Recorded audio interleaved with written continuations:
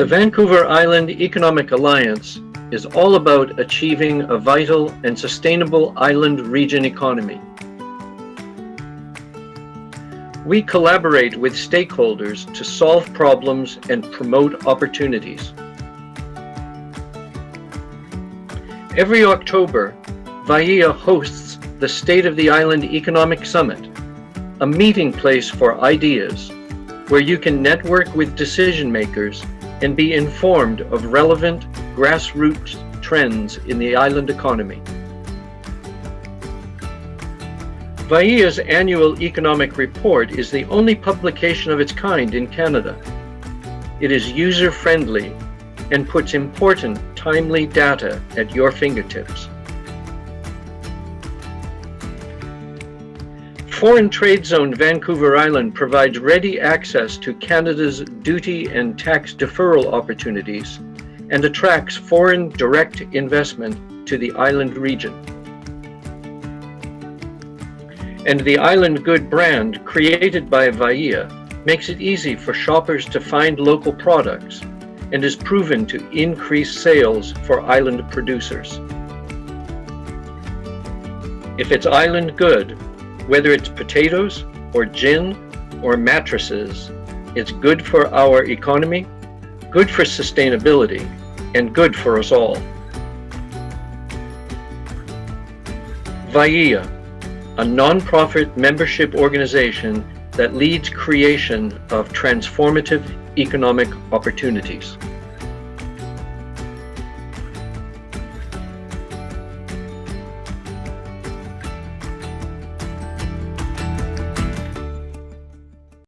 Good morning, everyone, and welcome to our third session of the Industry Speaker Series during the 7 days of Seaweed, the Seaweed Days Festival. It's so wonderful to see such a long list of familiar names showing up to join us for this session. So welcome. Thank you for joining us. I'm broadcasting from the Cascadia Seaweed headquarters in Sydney, British Columbia. My name is Erin, and I'm the Manager of Communications and Engagement here at Cascadia Seaweed. For this particular session, I would encourage everyone to remain muted and keep your cameras off, just based on the number of participants we have with us today. But if you have questions at any time during the presentation, please use the chat box and message our host, and we will answer as many questions as we possibly can at the end of our presentation. So joining us today is Linda Sams from Cermaq. I'm going to tell you a little bit about Linda, and then she'll join us and share her presentation. Linda is leading Cermaq Canada's Sustainability and Environment Department, which oversees Cermaq's commitment to corporate social responsibility following the UN Sustainable Development Goals framework. Linda is a biologist with over 34 years of business and management experience in the aquaculture sector. Her areas of expertise are Indigenous relations, environmental management, sustainability, aquatic health, research management, production, communications, and strategic business planning. I read that earlier and I thought, oh my gosh, Linda, you can do it all. Really very impressive. I'm going to keep going. Linda has recently returned to Canada in 2018 after living in Australia for the past 9 years. She is married with 2 grown children and lives in beautiful Campbell River on Vancouver Island. Linda has recently served on several boards and committees, including the Tasmanian Seafood Industry Council, IMAS Research Advisory Council, Australia's Sustainable Agricultural Initiatives, and Hobart's Business Sustainability Roundtable. Linda has strong international aquaculture networks in the areas of environmental management, fish health, and performance research. Linda's formal education was focused on marine biology and environmental toxicology. She is an experienced head with a demonstrated history of working in the food production industry, skilled in corporate social responsibility, operations management, government relations, and sustainable business practices. Ms. Sams recently graduated from ASX, recognized Australian Institute of Company Directors. I'd like to welcome the very accomplished Linda Sams to join us today. Hello, thanks, Erin. That is a long list. So thank you for your patience with that.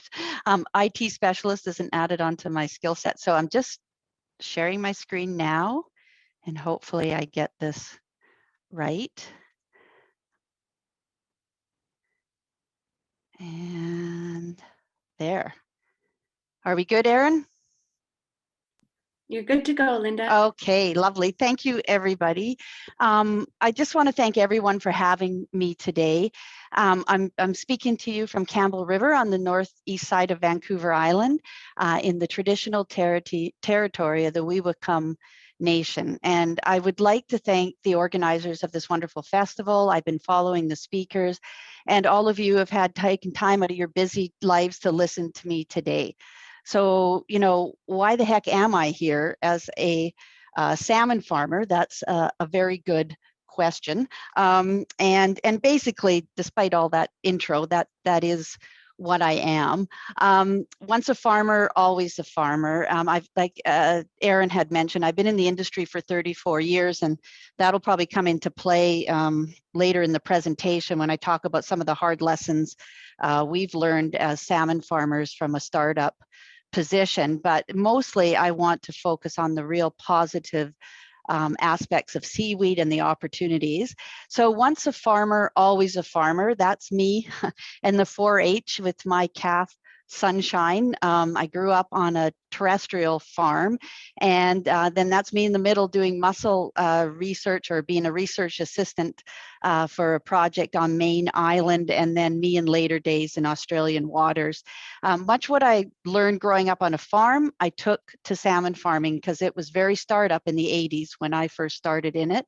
And what I learned in salmon farming can certainly be applied to some of what we're going to talk about today. Seaweed is not a new interest for me. Polyculture, as we called it in the 80s, you know, now we call it IMTA.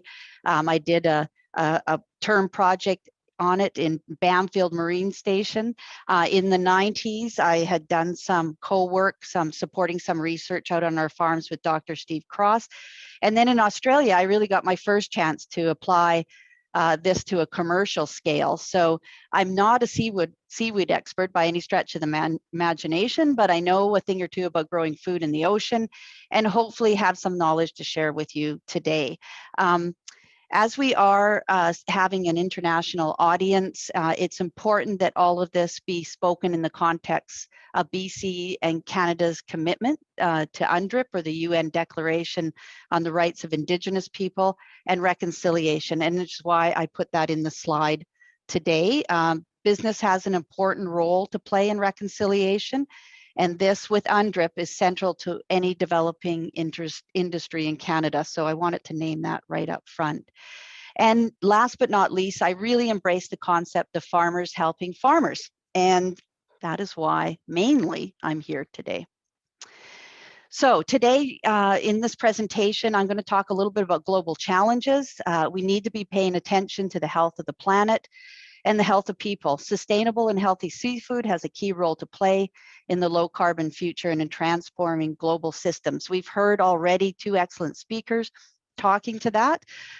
We can solve problems and create a good future working in partnerships. Collaboration is really important. It's going to be important globally, and it's going to be important in Canada. So building on each other's strengths across the sectors. I can't say that loudly enough. And so that brings me to co-production and shared value. And salmon farming can offer a potential co-production opportunity, and the benefits can be applied to seaweed and launching those kind of business, but also other species. So just really quickly, I'm going to go over who Cermaq is. We're an international company, head office in Norway. We have operations in Chile, obviously in Canada, and then in Norway as well. So who is Cermaq Canada? Well, I'm going to talk a little bit about where we are, because to an audience like this does matter.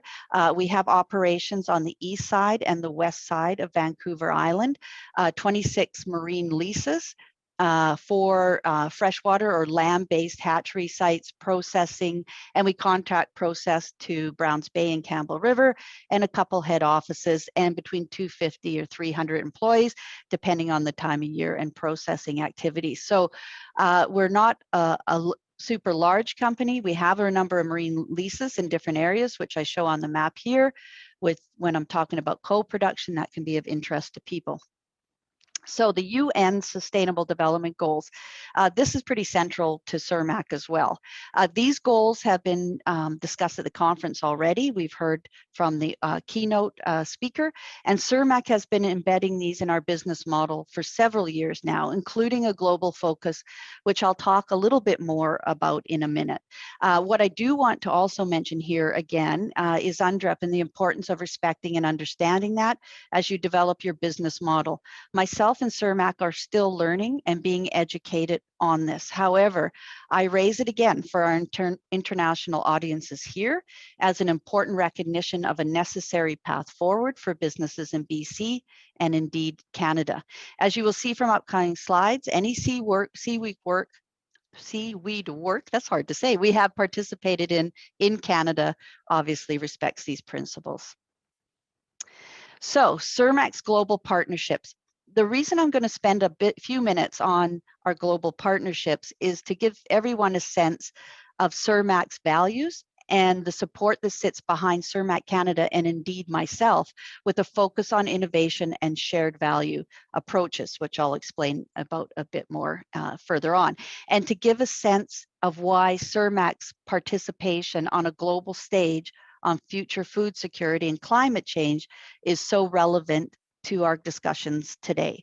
So the global UN Global Compact, that's one that we've had, I think we were one of the very early, if not the first business signatory to that platform. Venke Gransbeck, who is our head of sustainability globally, has been very involved in all these partnerships. So that's at a very high level, governments, ocean industries, research, its leadership on ocean sustainability in general, and to drive progress on goal 14, which of course is life below water. Seafood industry is more of a focus for the seafood business for ocean stewardship, CBOS, which we've also been very involved in. And then we get down to a salmon's industry organization, GSI, which Cermaq is also a participating member. So Cermaq has participated in some shape or another in all these various reports and organizations. So in the UN, a lot of groundwork from business is now made, setting ambitions for seaweed development and the oceans industries for the next decade. That is very, very exciting. 4 reports covering policy and regulations, ocean business principles with industry guidelines, and opportunity reports in collaboration with science is what you see in front of you. I would recommend, if you have the time or you haven't already, and I imagine much of this audience has looked at these reports, I would take a time to look at it. Again, the UN Global Compact or Sustainable Ocean Business Action Platform is taking a comprehensive view of the ocean and achieving the 17 sustainable development goals, exploring attractive and viable solutions and best practice, and identifying areas and topics for further consideration by governments and the United Nations. And again, Venke Gransbeck has been very involved in this, and I just want to give a shout out to her because obviously her work and the work of Cermaq Global certainly supports what we're being able to do on the ground in Canada and how that is translated. I'm hoping that gives you a bit of a feeling for why I'm sitting here today. So now to move it more into the Canadian realm, these reports from the high-level panel on sustainable ocean economy, also called the Ocean Panel, show that seafood has a key role to play in fighting climate change and in increasing sustainable food supply. And for some context, the ocean industries, which are across shipping, offshore energy, seafood, and even mangrove restoration, through these reports say that they can contribute to 1/5 of the greenhouse gas reductions needed by 2050 and to stay to 1.5 degrees. I can tell you at Cermaq Canada globally, we're also working on our greenhouse gas emissions and offset plans. We also want to set up our business to reach the science-based targets for 1.5 degrees. It's very ambitious. There's a lot of work on it. That would be another whole presentation, but I just want to talk about how that links. So dietary shifts from land to sea, and you've heard this before, and you'll hear it again, I'm sure, in this conferences or these speaker series, is needed to fight climate change. The research also shows that ocean can supply over 6 times more food than it does today, but that needs to be done responsibly. So it's about growing food in the ocean. And for us here today, it's about seaweed. So in summary, Cermaq is at the table and wants to make a meaningful contribution to the future of food for the planet, not only globally, but also in Canada. And that means doing business in different ways and rethinking our business model based on everything I have just shared with you, which was a huge amount of information, but it's based on that. And now we have that opportunity in Canada to work on the blue economy strategy. Excuse me, and we are proud of Canada's commitment to the larger sustainable ocean vision, and indeed Canada's contribution to the Pro Blue Fund. So yay, Canada. So excuse me for 1 minute. I promise there's only water in that solo cup. And so creating shared value in Cermaq, this is a really, really important concept and really central to our business ethos. So again, this is really bringing me to the crux of why we're here today as farmers, fishers, harvesters. We all have a shared responsibility for food security. And honestly, that is really central to my presentation today. And as you look at my personal history, you can understand where that comes from. Cermaq, over the past number of years, has developed that ethos about operating in an area or a community. It's important that we bring more value to an area, more than just jobs and economic development. This is not about having the same values, though that is good too and important, and you should. It's also about bringing value to an area that can be shared. In fact, shared value is now firmly one of the strategic pillars of our organization. Jobs and economic contribution is important, but in 2021, a company's obligations don't stop there, and nor should they. So that is why now I want to talk a little bit about my experience in the how. So how have we applied some of this? And I'm going to go through some examples. So again, to set the stage or set the table for co-production, co-production is not pure IMTA, and I'm not an expert on that. And we have some amazing researchers in Canada who are. It is, however, still about efficiently producing food and supporting economic diversification while contributing to ecosystem and climate health. So it picks in various situations, depending on sites and depending on the species. Definitely, it can support the principles of IMTA, but it is really about growing food together. As we've heard about in more detail from other speakers during the series, you can see from this slide that it also ticks a lot of the UN Sustainable Development Goal boxes. And it was very interesting. I think it was our keynote speaker, Vincent, who talked about polyculture. I believe it was him. I think not Carlos. I hope I got that right. And not polyculture, permaculture. And I actually heard about permaculture and learned about it for the first time in Tasmania when I was living there. And I'm told that is where the birthplace of permaculture was, which is just a little bit of an interesting sidebar. But co-locating seaweed and salmon farms can help launch business diversification, right? And that's what I want to talk about. It can cut down on startup costs. It can support knowledge exchange. It can improve environmental outcomes and take advantage of existing capacity. It is a true shared value opportunity. So my first example, and I know we have some, I think we have some participants here today from Australia, which is very exciting. I want to talk about an Australian one first before I speak to the recent connections, reconnections to seaweed in BC. I need to speak to the experience I gained in Tasmania, which I brought back to BC with me. Tasmania was finally my chance to delve into co-production on a commercial scale. And I can honestly say that now, from what I read and what I hear, seaweed is is really taking off there as an economic force of its own. We had 8 sites that developed examining the feasibility of the kelp, and 3 different species that we looked at in the Southern Hemisphere. And then of course, when I returned to Canada, the project went on without me. You can check out the information about this project online, Seaweed Solutions, CRC. It's a CRC project. And the short video I'm going to show you is a few years old, but will give you a feel for the whole thing. And thank you to my colleagues in Australia for graciously allowing me to speak to the project and share the video. And it's nice to watch something and I can stop talking for a little while for your benefit. My name's Craig Sanderson. I'm the biologist doing the seaweed aquaculture adjacent to Tassal Farms. I've been working on this for the last 2 years. The kelp that we're growing next to the cages here is giant kelp, which is of significance because that is also a threatened species. It's been listed nationally as being some concern, so the fact that we're actually growing it next to the cages is of potential benefit to the environment because we might be assisting the re-establishment of the kelp in these areas where it has disappeared in the past. At the moment we're looking at putting seaweeds in the autumn time. Like land plants, they grow very quickly, and so we'll probably harvest in November when they're at a maximum size. For this particular year, we're just coming out of winter, so it's exciting to see how well the seaweed species that we've got are growing, and they are growing very well. The kelp actually has an interesting life cycle. So the plants that we see out there that are 1 metre long, which have got the potential to grow to 20 metres long, actually started life out as little 6 micron diameter spores. And we release those spores onto the string, and they go through a filamentous stage before they release the eggs and the motile sperm, which gives rise to the plant we saw then.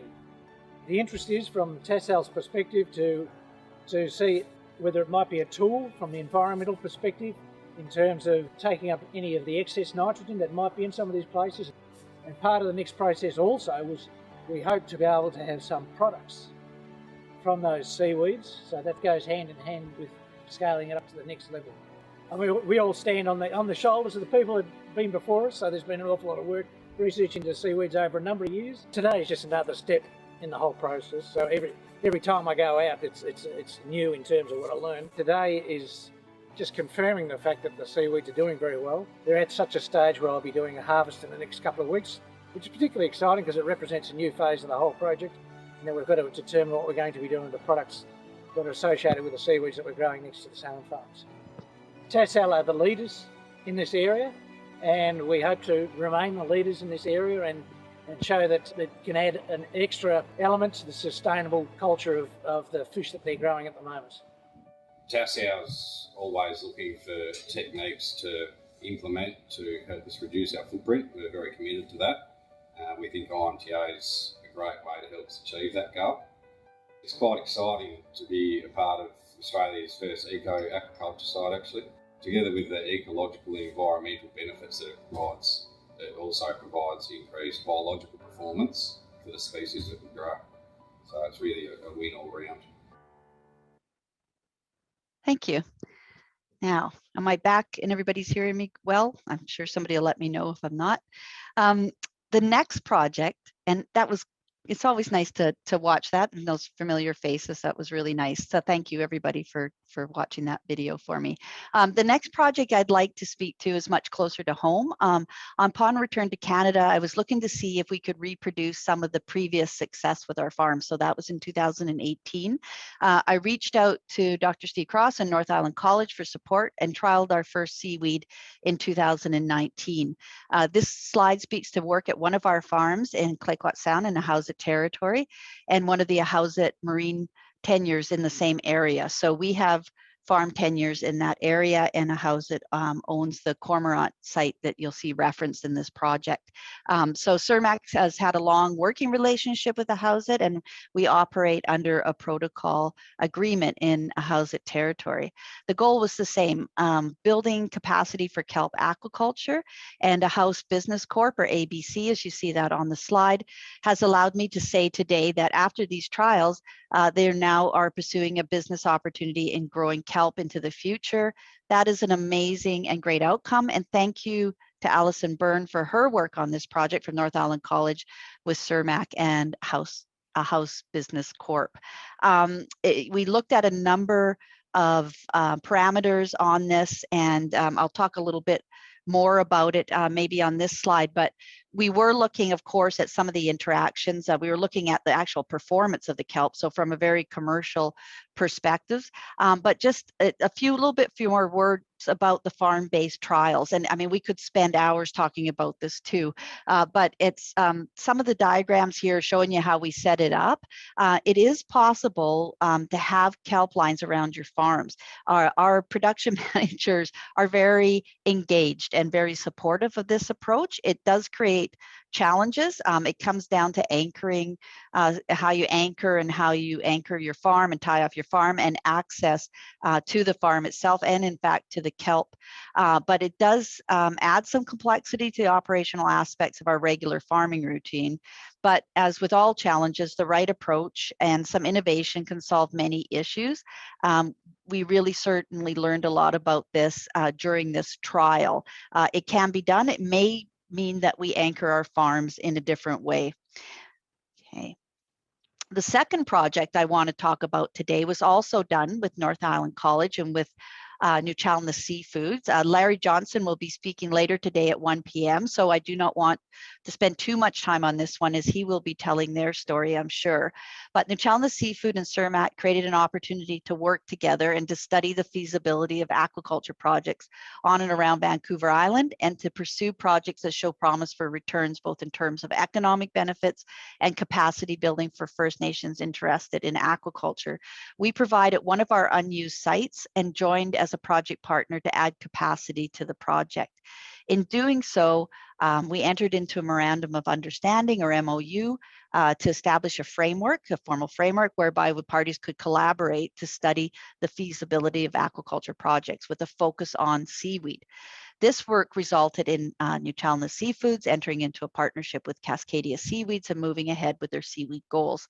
It also resulted in an ongoing, and I'm pleased to say, an ongoing relationship between Untitled Seafoods and Cermaq Canada that supports our ongoing knowledge sharing through a shared interest in sustainable aquaculture. Again, another really great outcome. I guess you're probably starting to see a pattern here.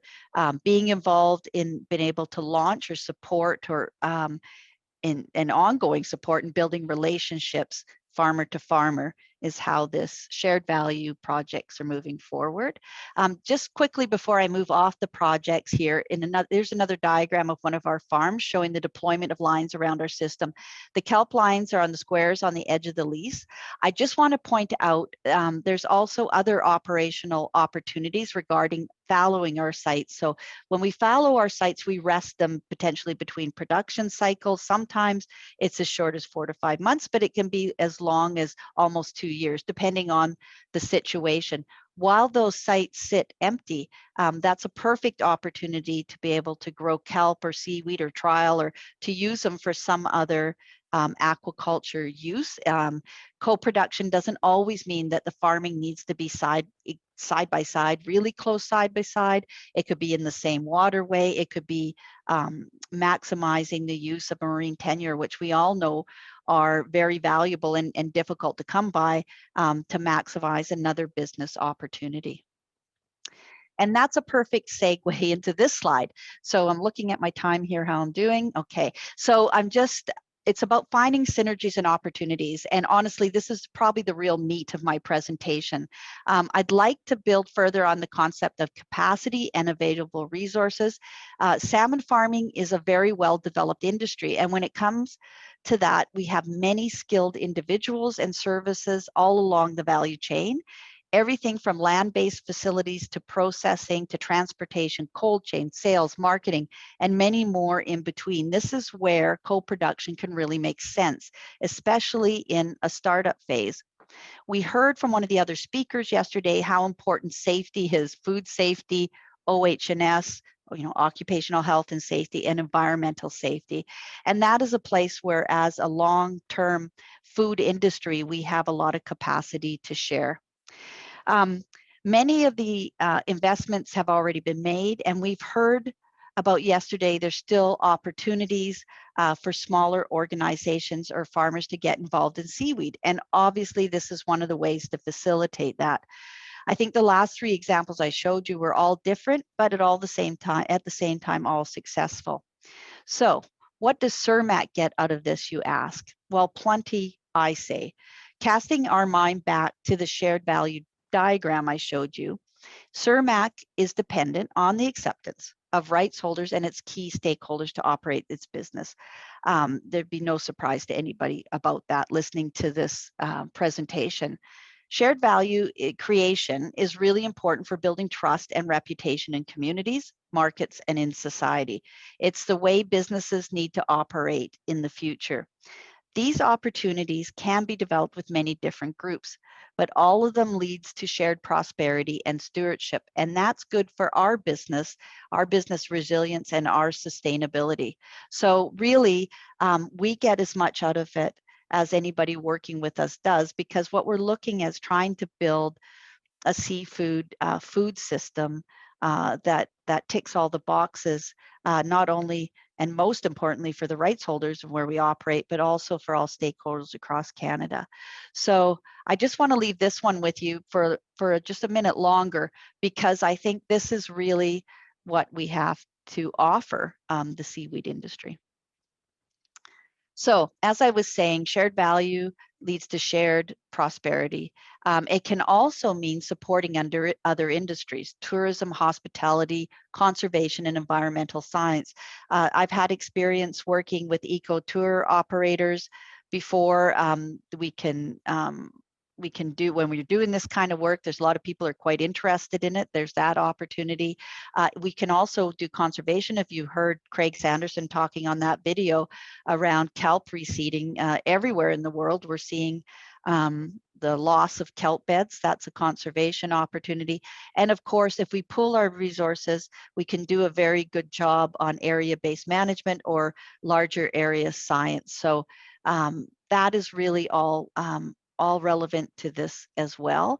And as I mentioned earlier too about using unused leases, it's something called sustainable intensification. I love that phrase. I didn't make it up. I wish I did, but in the marine environment. So that means it's going to reduce amenity intrusion. You know, we're sharing a resource more effectively, and at the same time getting more nutritionally valuable food out of the same footprint. So lessons learned and still being learned. And I thought I just would throw this in here because I have been farming since the 80s. And when I started, salmon farming was the great next thing. That might surprise some people on the call, but it was seen as exciting and sustainable and important for food in the future. I know it's important to learn from that experience. This seems like a simple little list, but it really isn't. And there's obviously a lot more to it. But, you know, obviously, again, I'm going to lead with the principles. Number one thing to be thinking in your business model. And obviously, you know, we have many Indigenous businesses involved in looking at seaweed. So please excuse me for leading with that, but I'm hoping you can understand why we need to. And we need to set a strong foundation socially and environmentally. Transparency and inclusion in planning is critical. That work you do up front, I can't emphasize enough. This is a really important statement. Keep it close to you all the time. Farming in the ocean is not a right, it's a privilege granted. Do not abuse that privilege. And share the benefits and give back to the surrounding community environment. Just as I'm talking about, Cermaq is looking at create shared value. Any seaweed operation or business should be doing the same. And one could say that this festival today by Cascadia Seaweed is just that. Try to anticipate future social environmental risks and plan to transparently and inclusively research those risks. It can be simple things too, noise, viewscape, and it can be incredibly complex, adapting to changing ecosystems and understanding changing impacts to your business and the surrounding environment. It's good to invest in this and look for existing synergies and shared value chains to lessen the startup costs. Marine spatial planning is important. And ecosystem-based management is worth the investment, and elevating everyone's understanding of the marine environment and food systems is one of our best defenses as farmers against climate change. Again, I bring it back to the farmer aspect. So next steps for Canada in the world of seaweed. We will continue to support local seaweed initiatives through our First Nations partnerships and agreements, and informed by their governance or agreements. We will continue to support local seaweed initiatives as requested, and have a standing good neighbor policy to support local economic development. That means you can call us, you can email me. If we can lend a hand, we will lend a hand. Where relevant, we will continue to add seaweed license to our existing provincial salmon farm tenures to support future co-production opportunities.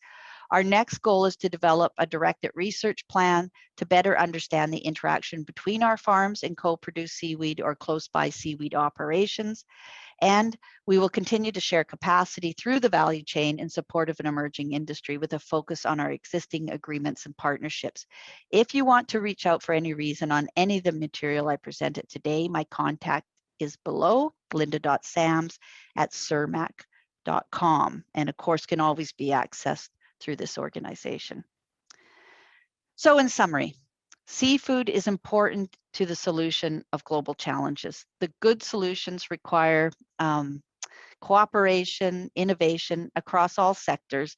A shift in mindsets and gearing up opportunities in co-production is needed to broaden the blue food scope and its development. I really thank you for your time today, and thanks to everyone that have let me share their projects and their good work and their successes today. I think it was that made my presentation. Thanks. Wow, Linda, that was full of information. Thank you so much. Would you mind unsharing your screen for me? And then we can just have a discussion, and I will try to get through some of the questions that have come in. Now, the interesting thing, as I was reading some of these questions come in, your presentation seemed to touch on the answers. So people were thinking of questions, and then you answered them further in the presentation. But because there was so much valuable information, I think we'll go through and maybe dive into some of these things for repetition's sake, or for more information, if that's okay with you. Yeah. I love the theme of collaboration. I do want to point out that in the seaweed industry, we're noticing that collaboration around the world is really a theme that's come forward, and the Seaweed Festival highlights that as well. So I love to hear that that theme come through in your presentation too. So the first question is from Jennifer, and she's asking you, Linda Sams, what is your vision for aquaculture in BC and Canada? And how salmon farmers, marine farmers, have the expertise, can help develop capacity for seaweed culture. Yeah. Yes, my vision for the future is I would love to see us be seafood producers. So I would love to see, and it's a big dream, but it would be wonderful to see harvesters and fishers and people that farm in the oceans working together for a strong seafood industry. I'd love to see it develop in a way that is done responsibly and is well equipped to react to climate change. So, we have to do climate action. We're all all of us as individuals and organizations need to take up the call to reduce and slow down climate change.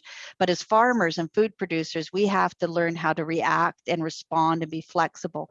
So I'd love to see a broader area approaches and ecosystem-based management where we can collaborate on that openly and honestly, and build this food industry going forward, or the seafood industry, where everybody benefits, and specifically the nations in whose communities we work lead, and that we can build prosperity for small rural coastal communities. That's beautiful. Yeah. And it leads perfectly into the next question. Yeah. Actually, folks you did touch on in your presentation about how Cermaq would be willing to lend a hand. Yeah. So folks are willing to reach out to you. Yeah. Can I just clarify, is that folks that are not Indigenous as well? Oh, yes, of course. So Okay. we're all communities. So we're all community members up and down the coast here. And when we say, and it can be, it's about maybe, and I'm just going to do the gamut. It could be someone who's working on a standard operating practice for working on, out in the water for some aspect that, has been identified as a dangerous, or risky, we could give you our standard operating procedure as something to start with and to help, right to, we need to help with a workboat or procurement. We've done that before too, because we buy stuff in large amounts with different services. Perhaps we can do some assist in some procurement. I mean, it's just everything in between. Obviously, we have a lot of people that are technically available too. Oh, that's great. Yeah. And in your experience working with Indigenous communities on the coast, what tips would you give to people who are looking to become ocean farmers in building those respectful relationships? Yeah, well, I mean, obviously the very first thing is the understanding of the nation's territory or territories that you're in, and understanding the governance structure there, and speaking to the right leadership, and first and foremost acknowledging the rights. So that's why I did bring it up quite a bit through the presentation on purpose, because that is the future for resource-based industries in Canada. And in BC, we're well on our way down that path, and it's not without bumps and challenges. I mean, I'm not sitting here being disingenuous around that. We've learned hard lessons and we're still learning, but we are committed to trying to get it right going forward. And I think that should be one of the first steps. If you're not part of an Indigenous business or community, my first step would be reaching out to their leadership to get advice and understand how you can work together. Excellent. Yeah. The next question is about carbon reduction targets. Does this mean you will be increasingly interested in kelp culture through IMTA? I think for us, kelp culture, although it's, it is important and it can sequester carbon, and that's very important. Right now, we're really focusing on our value chain and our operations, and where we can cut back where we're having greenhouse gas emissions. So for us, offsetting in that regard is not the first focus. We're very much doing in the reduction is our focus. However, anything that we can support that brings those benefits with it is the right thing to do because of our company's position and involvement on the global UN Oceans platform. I hope that answered it. I hope so too. Yeah. If the other question here is, Cermaq currently reaching out? Oh no, we did that one. We got that one. Good. You're on top of things here, Linda. Does Cermaq have their own seaweed farming team, or do they outsource seaweed farming resources? Yeah. So we're not seaweed experts. So we would we support or allow access for people that are and that want to develop. I do have a couple people on my team that have more expertise than others. And I see Emily Warren is on here, and Tom Folds are the two that get involved on the ground with the seaweed applications and working with researchers. But no, we do not have. But who knows what would happen in the future. But we're more about supporting and launching other people at this point. There's another question here. If you could explain the difference between IMTA and co-production. Yeah, I'll try. Okay, so just so people know, but my understanding, so IMTA is like, it's more like the permaculture model. So it's one, so if you have seaweed growing next to salmon farming, the seaweed can absorb the nitrogen and offset some of the waste inputs from the salmon farming. Or if you have shellfish next to, and you saw that the Oakhampton one had the shellfish farming, there can be nutrients in water that help the shellfish grow, help the kelp grow, and you're creating kind of a circular ecosystem where you're balancing impacts and benefits. Definitely IMTA can provide that, but it's to what percentage. So it's only one piece of the puzzle when you want to environmentally manage your salmon farms well. Co-production, in my mind, there still are those benefits there, but it's about growing the food together for economic benefits, social benefits, and also, when I've talked about one of the best examples I could think of around the co-production mindset was when our sites are fallow and not being used. Perhaps someone who's growing seaweed could come in and like I said, this may not be practical for a seaweed farmer, but perhaps that is what would happen. And we could be growing our two businesses alongside each other. So that's kind of that might be just a Linda Sam's definition for people that are experts in IMTA. If you're cringing right now, I apologize. Well, one of the questions is actually, could you suggest any resources or books that people could read to learn more about co-production and IMTA? I don't know. You know what? There'll be people in this festival that will be able to provide that information. So how about we get that back? Because somebody has put me on the spot and my brain has just gone blank. Yeah, no problem. We can add these things to the Okay. Seaweed Days All right, thank you. social media and the website and things too. That's really great. There was a question about what fallow means. I believe that's just when the farms aren't being used. That's right. Yeah, we empty them out between production cycles to rest the bottom, so the benthic, and to just rest the general area.